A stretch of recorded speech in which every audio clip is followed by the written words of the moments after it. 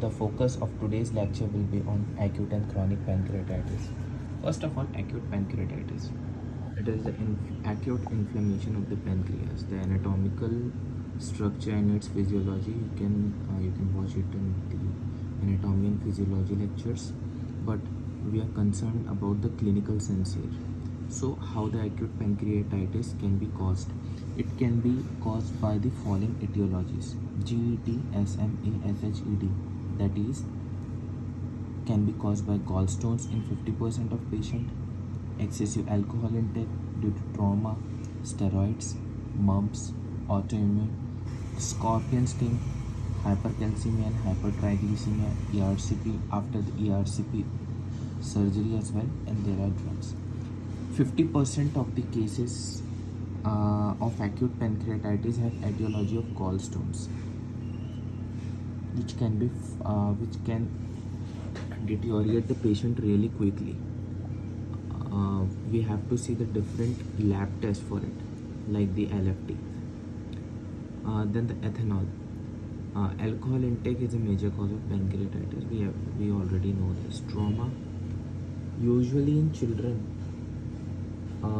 when they wear a seat belt, and after a accident, whatever it may be, they usually suffer from acute pancreatitis. The steroids causes the pancreatitis as well. The scorpion sting, hypercalcemia. It is an important etiology. Of the explanation of it we'll see in coming minutes. Hypertriglycemia. This and this are both connected actually. They are not different. ERCP and drugs. So pathology. First of all, the pancreatic duct obstruction, that may be due to gallstones or any other thing. The intrapancreatic activation of the enzymes happens. Then the autodigestion and destruction of pancreas may happen due to the intrapancreatic activation of enzymes like lipase, amylase. They autodigest and destruct the pancreas, due to which, if there is autodigestion and destruction, there will be inflammation, and this inflammation may lead to capillary leakage. If there is capillary leakage, we know the patient is going towards the shock. Usually it happens in the as hypotension, tachycardia, warm flushes of skin we can see. The patient will have distributic shock and may progress to multi-organ failure. This is the whole pathology. A patient can be at any stage of the pathological process. So we have to access the severity. The severity of the patient can be accessed in different ways. First of all, we'll see symptom, signs, diagnosis labs, after which we'll go in which stage of the pathology is the patient in, so that we can really access what can be the severity of the patient. As in the patient, we can see symptoms as constant epigastric pain. Here constant is very important. Then the pain usually worse after the meals and it radiates towards the back. When the patient leans forward, it doesn't improve. It improves, sorry. The patient may have consistent nausea and vomiting, and patient may suffer from fever. Then the signs: tachycardia, hypotension. These are the reasons because of the capillary leakage which leads to tachycardia, hypotension. Patient may feel ileus, abdominal tenderness may be present, guarding and distension. Patient may have ascites. We can see Gray Turner sign, Cullen sign, and Fox sign. Gray Turner sign, Cullen sign, and Fox sign are due to the capillary leakage, due to which the blackish discoloration happens on the skin. The diagnosis can be confirmed after 2 out of 3 criteria. First of all, see if the patient has abdominal pain as stated. If yes, give 1. Then increase in lipase and amylase. If lipase and amylase are increased but it is greater than equal to 3 times of the upper limit of the lipase, or the greater than equal to 3 times the upper limit of amylase, then give 1 point, that is 1 and 1 2. and after 5 to 7 days of the onset of abdominal pain, perform a contrast CT scan after 5 to 7 days, because before 5 to 7 days we cannot really see the changes in the contrast CT. So if two of the above stated three criteria are fulfilled, the patient is suffering from acute pancreatitis, we are sure. The labs which should be performed are CBC. Why CBC should be performed? Because there is capillary leakage, due to which the hematocrit level will increase. Then electrolytes should be performed, RFT, LFT and glucose. ABG should be performed to see the lactate. The LDH should be performed. Serum calcium should be performed, and inflammatory markers like CRP, procal, interleukin 6 should be performed. If usually in acute pancreatitis, WBC count is increased, CRP count is greater than 150, glucose count is increases, because the beta cells of Langerhans of the pancreas secretes the insulin. So if insulin is not secreted properly, the amount of glucose in our body will increase. The LDH will also increase, because usually when the calcium is less, so that stage is hypocalcemia.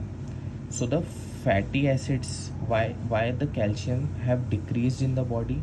The calcium is decreased in the body because the fatty acids which have increased, they bind with again calcium, which was before in normal limit. This fatty acids and calcium goes through saponification. Because of saponification, this amylase, because of the increased amylase, the fatty acids and calcium saponifies, and due to which, because of the increased amount of amylase, LDH increases and calcium decreases. After which we have to see LFTs as well. The ALP, the GGT are increased, then the reason will be cholestasis, as we have seen in the etiology. If ALT is greater than 150 and AST greater than 3 times the upper normal limit, that is the reason. The reason of the acute pancreatitis is biliary pancreatitis. So for this we have a checklist. First of all, in patient, start oxygen, establish IV access, send ABG, then IV fluid resuscitation, then replete electrolytes if needed, then supportive treatment like NSAIDs and all, because of the pain, abdominal pain. After 48 hours, CT abdomen contrast, and if it is it does not lead to any conclusion, we'll perform the MRI as well. Establish the diagnosis out of the 2 out of 3 criteria. Then assess the severity. We have to go to this point, assess the severity. So severity can be accessed by 2 ways: ransom criteria and the bicep criteria. In ransom criteria, if age of the patient is greater than 70, give 1 point. If WBC count is greater than 18,000, give 1 point. If glucose greater than 220, give 1 point. If LDH is greater than 400, give 1 point. If SGOT is greater than 250, give 1 point. If hematocrit fall after 48 hours, perform on 0th hour and 48th hour. The hematocrit fall, that means there is a capillary leakage. If it is greater than 10%, so give 1 point.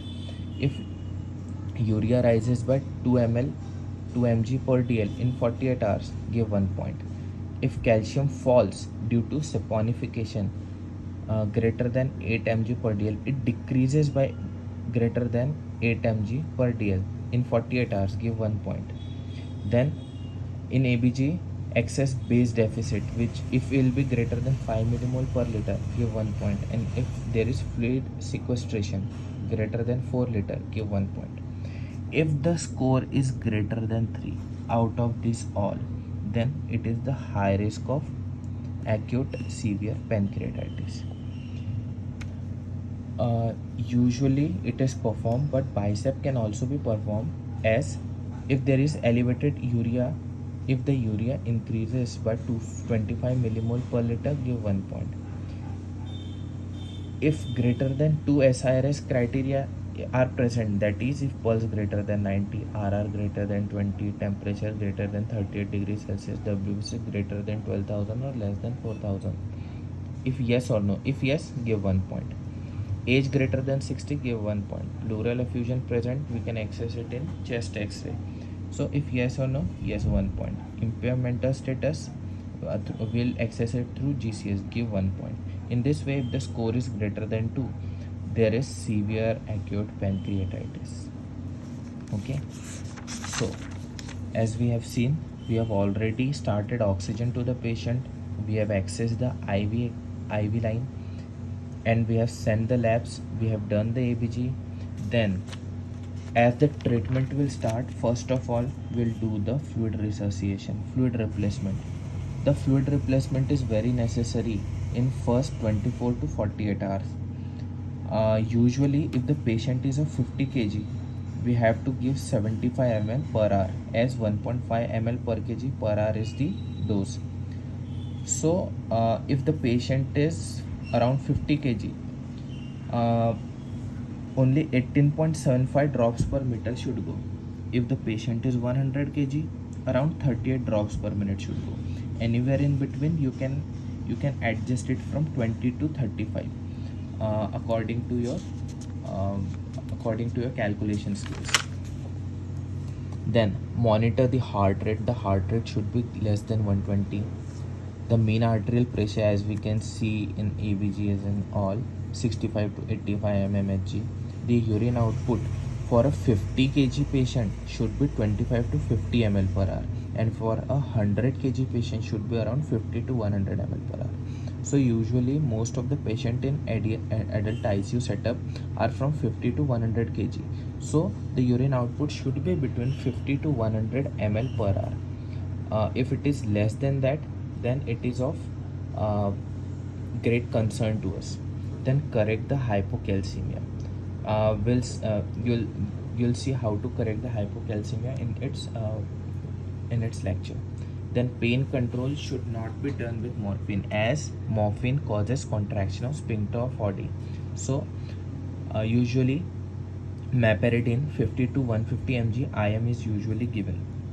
IV hydroxymorphone 0.2 to 1 mg in 2 to 3 hours is also usually used, because there is usually constant type of pain in acute pancreatitis. The antiemetics can also be used, like ondansetron and metoclopramide. Nutrition is usually enteral is better than parenteral. Still, we have to first of all, the decision as we have to take is, do we have to keep the patient NBM? If we have to keep the patient NBM, it should not be greater than 1 to 2 days, as if the patient is hungry, give him food. But for the severe cases, as we have accessed its severity through ransom and bicep criteria, if it is very severe, then we should keep the patient NBM for 4 to 5 days. The antibiotics are not as indicated, but if the infection increases, because after 72 hours we are going to perform a contrast abdominal CT, in which if it shows gases, that means there is a bacterial growth. So carbapenem with meropenem should be prescribed in that condition. So as we have given the supportive theory, CT abdomen contrast is performed, we have established diagnosis, we have accessed the severity by those two charts. We should consult the gastroenterologist and general surgeon as well at once, and we should plan the nutrition. This should be the plan of action for a patient of acute pancreatitis.